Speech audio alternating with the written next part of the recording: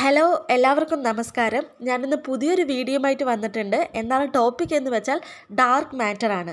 So അത് real ആണോ? നമ്മുടെ ജ്യോതിശാസ്ത്രത്തിൻ്റെ ഒന്നിലധികം ദശാബ്ദങ്ങളുടെ രഹസ്യം. സോ ഇതാണ് ഇന്നത്തെ ടോപ്പിക്.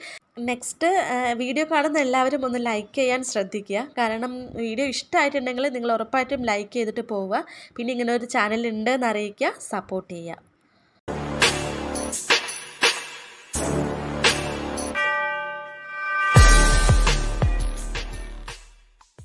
ആധുനിക ജ്യോതിശാസ്ത്രം അല്പം കുഴപ്പത്തിലാണ്.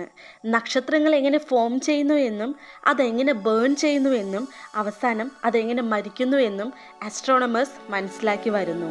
അതുകൂടാതെ ഗ്രഹങ്ങൾ എങ്ങനെ ഒരേ ഗ്രഹവ്യവസ്ഥയിൽ തന്നെ, അതായത് പ്ലാനറ്ററി സിസ്റ്റത്തിൽ തന്നെ ഒത്തുചേരുന്നു എന്നതിനെക്കുറിച്ച് അവർ ഒരു ബെറ്റർ അണ്ടർസ്റ്റാൻഡിങ്ങിൽ എത്തിയിട്ടുണ്ട്. എന്നാൽ ആസ്ട്രോണമേഴ്സിന് ഒരു പ്രശ്നമുണ്ട്. ഗാലക്സികൾ എങ്ങനെ നിലനിൽക്കുന്നു എന്ന് അവർക്ക് മനസ്സിലാക്കാൻ ഇതുവരെയും സാധിച്ചിട്ടില്ല. പതിറ്റാണ്ടുകൾ നീണ്ട ഗവേഷണത്തിന് ശേഷവും ഈ പ്രശ്നത്തിന് ഒരു സൊല്യൂഷൻ കണ്ടെത്താൻ അവർക്ക് കഴിഞ്ഞിട്ടില്ല. സത്യം പറഞ്ഞാൽ ഈ ഒരു പ്രോബ്ലം താരതമ്യേന വളരെ സിമ്പിളാണ്. അതായത് ഗ്രാവിറ്റി മൂലം ഒരുമിച്ച് പിടിച്ചിരിക്കുന്ന നക്ഷത്രങ്ങളുടെ ശേഖരണമാണ് ഗാലക്സികൾ. ലൈക്ക് നമ്മുടെ സോളാർ സിസ്റ്റം പോലെ അവ ഭ്രമണം ചെയ്യുന്നു. നക്ഷത്രങ്ങൾ ഗാലക്സിയുടെ കേന്ദ്രത്തെ ഭ്രമണം ചെയ്യുന്നു. ഗാലക്സിയുടെ കേന്ദ്രത്തിൽ നിന്ന് ഒരു നിശ്ചിത അകലത്തിലാണ് നക്ഷത്രങ്ങൾ ഭ്രമണം ചെയ്യുന്നത്. അതുകൂടാതെ വളരെ വേഗത്തിൽ ഭ്രമണം ചെയ്യുന്ന നക്ഷത്രങ്ങൾക്ക് അവയെ സെയിം ആയിട്ടുള്ള ഭ്രമണപഥത്തിൽ നിലനിർത്താൻ വളരെ ശക്തമായിട്ടുള്ള ഗ്രാവിറ്റി ആവശ്യമാണ്. അതുകൂടാതെ ഗാലക്സിയിലെ നക്ഷത്രങ്ങളുടെ ഓർബിറ്റൽ സ്പീഡ് അതിൻ്റെ കേന്ദ്രത്തിൽ നിന്ന് അകലുമ്പോൾ, അതായത് ഗാലക്സിയുടെ കേന്ദ്രത്തിൽ നിന്ന് അകലുമ്പോൾ വളരെ വേഗത്തിൽ ചലിക്കുന്നതായിട്ട് ആസ്ട്രോണമേഴ്സ് കണ്ടെത്തിയിരുന്നു. ഈ ഒബ്സർവേഷൻ്റെ സാധാരണമായിട്ടുള്ള ഒരു വിശദീകരണം എന്നത് ദ്രവ്യത്തിൻ്റെ, മാറ്ററിൻ്റെ ഇതുവരെ കണ്ടെത്താത്ത ഒരു രൂപമാണ്, അതായത് ഡാർക്ക് മാറ്റർ. സോ ഈ ഡാർക്ക് മാറ്റർ കൂടുതൽ ഗ്രാവിറ്റി ചെലുത്തുന്നുണ്ട്. പക്ഷേ അത് പ്രകാശമായോ ലൈറ്റുമായോ അല്ലെങ്കിൽ ഏതെങ്കിലും തരത്തിലുള്ള ഇലക്ട്രോ മാഗ്നറ്റിക് റേഡിയേഷനുമായോ ഇൻ്ററാക്ട് ചെയ്യുന്നില്ല. അതായത് ഇത് ടെലസ്കോപ്പുമായോ അല്ലെങ്കിൽ പ്രപഞ്ചത്തെ നിരീക്ഷിക്കാൻ ഉപയോഗിക്കുന്ന ഏതെങ്കിലും ഇൻസ്ട്രുമെൻറ്റിനോ ഇതിനെ ഡിറ്റക്റ്റ് ചെയ്യാൻ സാധിക്കുകയില്ല. എന്നിരുന്നാലും ഈ ഡാർക്ക് മാറ്റർ എല്ലാ ഗാലക്സികളുടെയും ഗ്രാവിറ്റി വർദ്ധിപ്പിക്കും. എന്തുകൊണ്ടാണ് നക്ഷത്രങ്ങൾ ഗാലക്സിയെ ഇത്ര പെട്ടെന്ന് വലം വയ്ക്കുന്നത് എന്ന് വിശദീകരിക്കുന്നു. ദെൻ ഡാർക്ക് മാറ്റർ ഹൈപ്പോത്തിസിസിൻ്റെ പ്രധാന പ്രശ്നം എന്താണെന്ന് വെച്ചാൽ ഈ ഡാർക്ക് മാറ്റർ ഫോം എങ്ങനെയാണെന്ന് ആർക്കും തന്നെ അറിയില്ല. 1933 സ്വിസ് അമേരിക്കൻ ജ്യോതിശാസ്ത്രജ്ഞനായ ഫ്രിഡ്സ് സ്വിക്കിയാണ് ഈ പദം ആദ്യമായിട്ട് നിർദ്ദേശിച്ചത്, അതായത് ഡാർക്ക് മാറ്റർ എന്നൊരു പദം. ഇന്റർസ്റ്റെല്ലർ ഹൈഡ്രജൻ ഗ്യാസസ് ടെലസ്കോപ്പിന് ഇൻവിസിബിൾ ആയിരിക്കും. എന്നിരുന്നാലും ടെക്നോളജി ഇംപ്രൂവ് ആയതിനാൽ ആസ്ട്രോണമേഴ്സ് ഗാലക്സികളിലെ ഹൈഡ്രജൻ ഗ്യാസിൻ്റെ അളവ് അളക്കാനുള്ള വഴികൾ കണ്ടെത്തി. ആൻഡ് അതിൽ ധാരാളം ഹൈഡ്രജൻ ഗ്യാസ് ഉള്ളപ്പോൾ ഗാലക്സികളുടെ റൊട്ടേഷൻ മിസ്റ്ററി എക്സ്പ്ലെയിൻ ചെയ്യാൻ ബുദ്ധിമുട്ടായിരിക്കുമെന്നും അവർ കണ്ടെത്തി. സോ ഈ എല്ലാ എക്സ്പ്ലനേഷനിലും ബേൺഡ് സ്റ്റാർസും അതുപോലെ തന്നെ ഗാലക്സീസ് എല്ലാം ഉൾപ്പെടുന്നു. അതുകൂടാതെ കാണാൻ കഴിയാത്ത എന്തോ ഒന്ന് ഈ ഗാലക്സികൾക്കകത്തുണ്ടെന്നും അത് പ്രകാശവുമായിട്ട് ഇൻ്ററാക്ട് ചെയ്യാത്തതാണെന്നും ആസ്ട്രോണമേഴ്സ് മനസ്സിലാക്കി. ദെൻ ആസ്ട്രോണമേഴ്സ് അത്തരം വസ്തുക്കൾക്കായിട്ട് തിരച്ചിൽ നടത്തി. 1990കളിൽ ജ്യോതിശാസ്ത്രജ്ഞർ അത്തരം വസ്തുക്കളെ മാക്കോ എന്ന് ചുരുക്കി വിളിക്കാൻ തുടങ്ങി. MACHO means massive compact halo object. Then അവർ അതിനെപ്പറ്റിയുള്ള ഗവേഷണങ്ങൾ നടത്തുകയും അത്തരം വസ്തുക്കളുടെ ഉദാഹരണങ്ങൾ കണ്ടെത്തുകയും ചെയ്തു. അപ്പോഴും ഗാലക്സികളിലെ നക്ഷത്രങ്ങളുടെ ചലനം വിശദീകരിക്കാൻ അത് പോരായിരുന്നു. അങ്ങനെ ശാസ്ത്രജ്ഞന്മാർ ഒരുപാട് അന്വേഷിക്കുകയും ഗവേഷണങ്ങൾ നടത്തുകയൊക്കെ ചെയ്തു. എന്നാലും ഒരുപാട് സിമ്പിൾ എക്സ്പ്ലനേഷൻസ് ഒന്നും നക്ഷത്രങ്ങളുടെ ചലനത്തെ മാച്ചായില്ല. So scientist began to think dark matter ഉണ്ട് as a kind of gas or ഇതുവരെ കണ്ടിട്ടില്ലാത്ത ഏതെങ്കിലും ഒരു പാർട്ടിക്കിൾസ് നമ്മുടെ ഈ നേച്ചറിൽ അല്ലെങ്കിൽ നമ്മുടെ ഈ പ്രപഞ്ചത്തിൽ ഉണ്ട് എന്ന് അവർ ചിന്തിക്കാൻ തുടങ്ങി. ഈ പാർട്ടിക്കിൾസിനെ പൊതുവായിട്ട് വിംസ് എന്നാണ് വിളിക്കുന്നത്, അതായത് വീക്ക്ലി ഇൻറ്ററാക്ടിങ് മാസീവ് പാർട്ടിക്കിൾസ്. സോ വിംസ് അവ നിലവിലുണ്ടെങ്കിൽ ബേസിക്കലി ഒരു stable and sub atomic particles ആയിരിക്കും. അതായത് ഒരു പ്രോട്ടോണിൻ്റെ പരിധിയിൽ 10,000 പ്രോട്ടോണുകളോ അതിൽ കൂടുതലോ മാസ് അതിനുണ്ടായിരിക്കും. സോ ഈ ഡാർക്ക് മാറ്റർ പാർട്ടിക്കിൾസിനെ പോലെ തന്നെ വിംസും ഗ്രാവിറ്റിയുമായിട്ട് ഇൻറ്ററാക്ട് ചെയ്യുന്നു. എന്നാൽ വിംസിൻ്റെ പേരിലുള്ള W അർത്ഥമാക്കുന്നത് അവ ദുർബലമായിട്ടുള്ള ന്യൂക്ലിയർ ഫോഴ്സിലൂടെ ഇൻറ്ററാക്ട് ചെയ്യുന്നു എന്നാണ്. ഈ വീക്ക് ന്യൂക്ലിയർ ഫോഴ്സ് എന്നത് റേഡിയോ ആക്ടിവിറ്റിയുടെ ചില രൂപങ്ങളിൽ ഉൾപ്പെടുന്നു. ഗ്രാവിറ്റിയേക്കാൾ സ്ട്രോങ് ആണ്.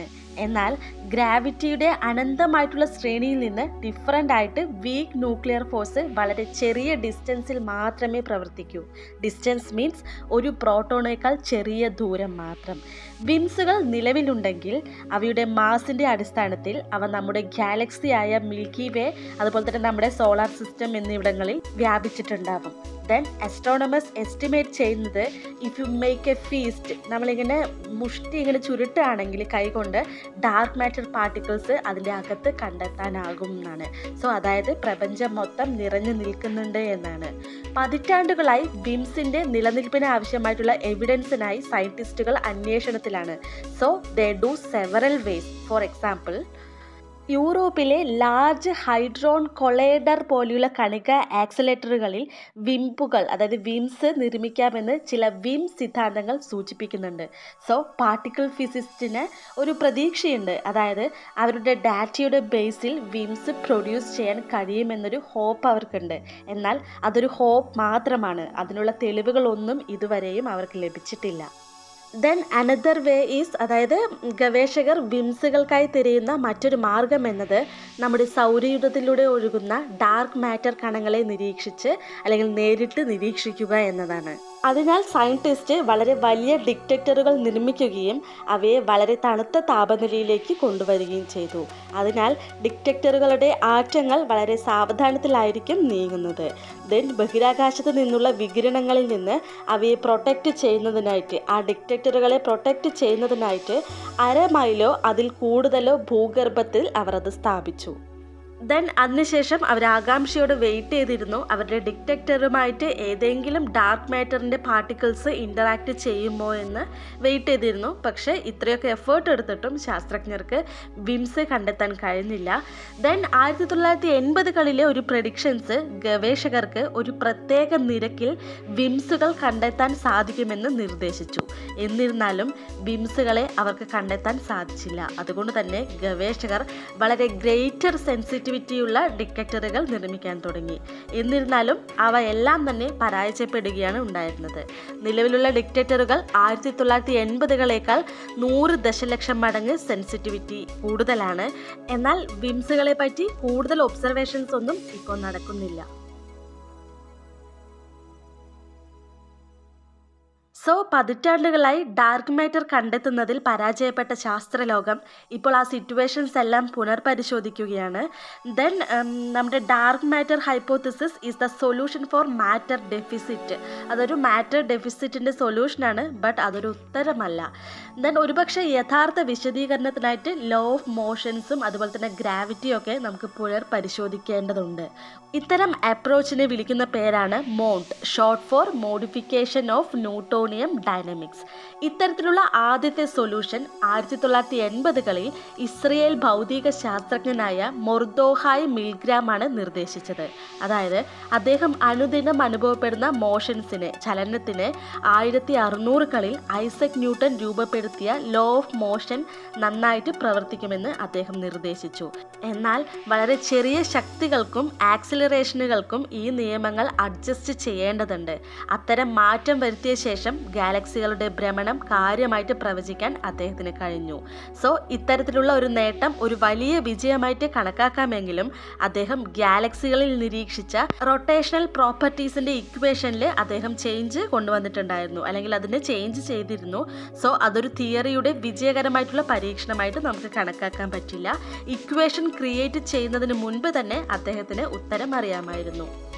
ദെൻ മിൽഗ്രോംസ് തിയറി പരിശോധിക്കുന്നതിനായി ഗവേഷകർ മറ്റ് സിറ്റുവേഷൻസിൽ അതിൻ്റെ പ്രഡിക്ഷൻസ്, ഈ തിയറിയുടെ പ്രഡിക്ഷൻസ് കമ്പയർ ചെയ്യേണ്ടതുണ്ട്.